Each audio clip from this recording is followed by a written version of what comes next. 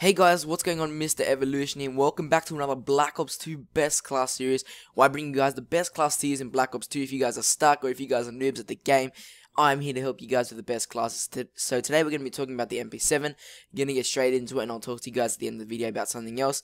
So we're going to be changing it up a little bit for this series. Instead of me giving you guys like damage facts and accuracy facts and all that stuff, I'm just going to be giving you guys the facts that will occur in a game and that will affect you as a player, because damage stats and accuracy stats can vary from player to player depending on how accurate you are with your shots and stuff like that. So we won't talk about that, but we'll talk about other main stats that will affect you. And we're going to also be showing gameplay in the background throughout, and in the top right hand corner we'll end up showing you guys the class. So we're going to look at the class right now. It is the MP7 and it is the Gorilla number 2. So I did mention in my last class setup video, if you haven't checked it out, then go on my channel and check it out. I may leave an annotation. We had a Gorilla number 1. This is the second addition to that. It's the MP7 with a suppressor and fast mag. Suppressor really helps me out with this class just so I can stay off the map. It does minimize some damage, but you're going to be rushing with this class and trying to get in those close quarter situations as much as possible, and when you're in those situations it'll be really easy to take out enemies. Fast mag cuts down the reload speed by half for one mag, and then the next one will be a normal mag, and then so on and so forth. So that really does help you out. Then we got the Cat 40 as a secondary, just really reliable. It's really strong, and it's got a really fast rate of fire. So when you got enemies and then you run out of bullets, it's really easy to pull that out and take him out.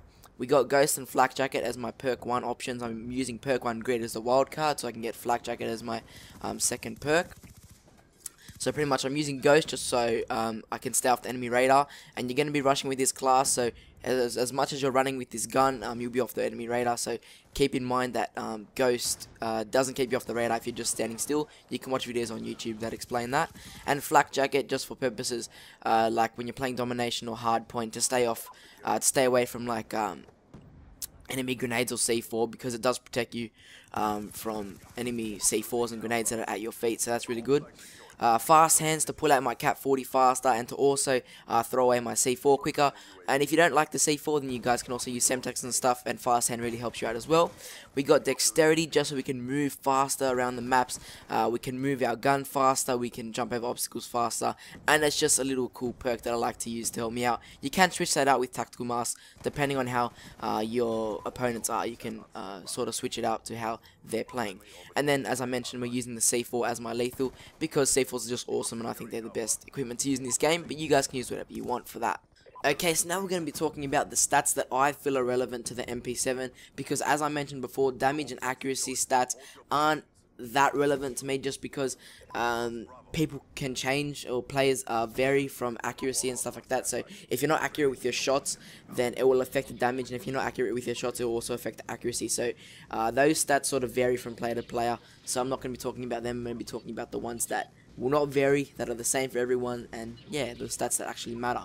So we got a mag size of 40 clips, or 40 bullets in a clip, and we got, with extended, we got 54 bullets in the clip. So 40 bullets to me is reasonable. You can take out a lot of enemies in the clip, so extended clip for me wasn't needed. That's why I put fast mag on, just so I can reload faster, and that is a way better solution than extended clip. It's got a fire rate per minute of 900 rounds per minute, so that is pretty quick. Not too quick to make your screen go crazy and your sights go crazy, but it is pretty quick, and it does really balance out with the damage, so I really like that. I don't think there is any need for rapid fire, because that makes the gun up to 1200 rounds per minute, which is extremely quick, and that makes your sights go flying, so you would not want to put that on. It's got a knife speed of 1.12 seconds, so it is fairly quick. I think it comes second in the submachine gun category. Yeah, 100% movement with this gun, so you move at 100% sprint speed. You move as fast as possible in Black Ops 2. It's got an aim down the sight speed of 0.22 seconds, so that is just standard for every single submachine gun in the game. It's got a reload speed of 1.72. Now this reload speed only happens if you reload the gun when there is still bullets in the clip. So pretty much if you have 1 bullet left, if you have 39 bullets left in the clip, it will be 1.72 second reload speed. But if it's an empty clip, it will be 2.4 seconds to reload. So if you have 1 bullet left or 2 bullets left, be sure to reload it, so it's a much faster reload, and especially when you have fast mags on it, it will be much faster to reload. So my overall opinion on the gun, I do really like it. I like it better than the one in Modern Warfare 3. The damage has decreased, and from long range it's not as good, but to me it just feels like a really comfortable gun. The sights on it are really more easier to use than it was in Modern Warfare 3 because they're much smaller, so you can see your enemy much clearer.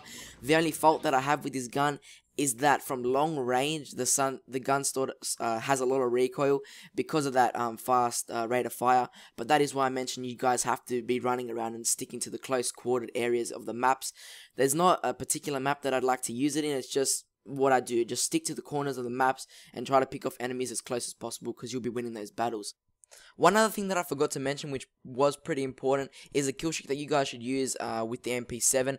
So as you guys can see in the background here, I've got the orbital VSAT with the Warthog and also the VTOL warship. This is a really good combination if you guys are really good COD players, but if you're not, then stick to the basic ones of UAV, Hellstorm, and Lightning Strike. So those are the kill streak setups that I would suggest for you guys to use.